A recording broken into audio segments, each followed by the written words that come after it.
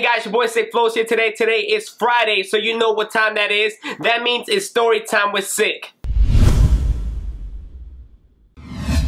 So in this story time with Sick, I'm going to be talking about my 5 a.m. trouble. This was like one of the scariest moments and most embarrassing moments of my life. I was riding in my Mitsubishi Eclipse 2001 and I went to go pick up my girlfriend at midnight. She was sneaking out her house at midnight. We had planned to go to the beach, you know, link up with some of my friends and just have a party and stuff at the beach. It started raining halfway to the beach, so I turned around and I'm like, what do you want to do now, babe? You want to go back inside? At this time it was like 1 o'clock in the morning, so I'm like, you want to go back inside and just like see each other tomorrow? She's like, nah, we can just chill together, like, you know. I'm like, all right. So, you know, at that time there was really nothing open at 1 o'clock in the morning, so what we did is we parked next door to her house. Now, this house was abandoned, it was for sale, and nobody was living there, so I pulled up in the parkway. I was on E. I didn't want to waste my gas because I needed enough gas to get home, and I didn't have money with me. And what did I do? I ran the car on battery, and keep in mind that I'm 18.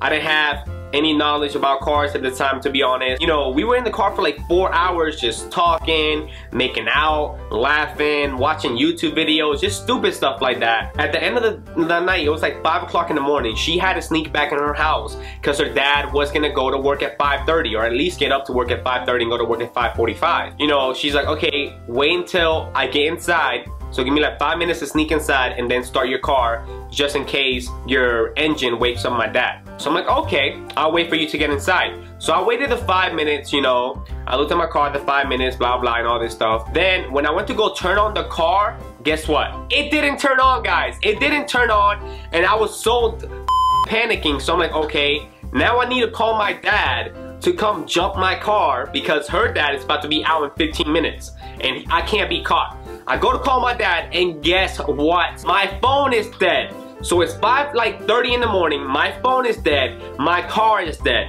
I can't go get my girlfriend because if I go knocking on the door at 5:30 saying my car is dead, they're gonna know what's going on. So I'm like, oh my God, I'm panicking. I can't sneak in her room because I had to jump the fence and go like near her dad's like room, and I couldn't do that because I didn't want to get caught. I was scared as hell.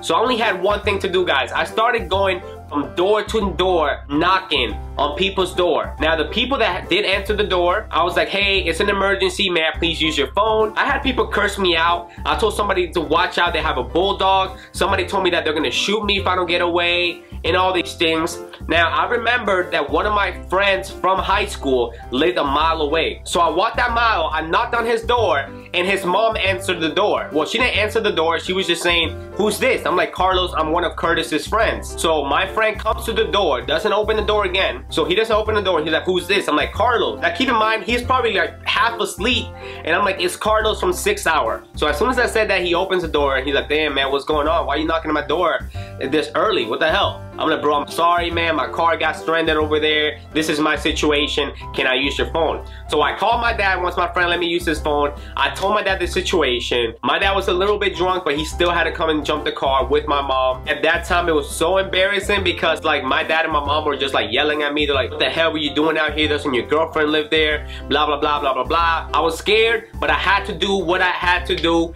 And thankfully, everything got resolved. I didn't get caught by her dad. But anyways, guys, moral of the story is I never leave my house without one of these chargers, ever. This is like my new condom. I never leave the house without it because you never know when your phone is gonna die in one of these situations, and I do not want to be put in one of those situations ever, ever, ever again. I hope you guys enjoyed that story time with Sick. Let me know down in the comments, what would you have done if you were in my situation? If that happened to you, what would you guys have done? Make sure you guys check out my videos to the left and to the right. They're both hilarious and both great videos. And make sure you guys subscribe to videos every Monday, Wednesday, and Friday. And don't forget, guys, check out my merchandise store. I'm gonna be putting out new merchandise pretty soon, but I have some great things. And you guys know what time it is.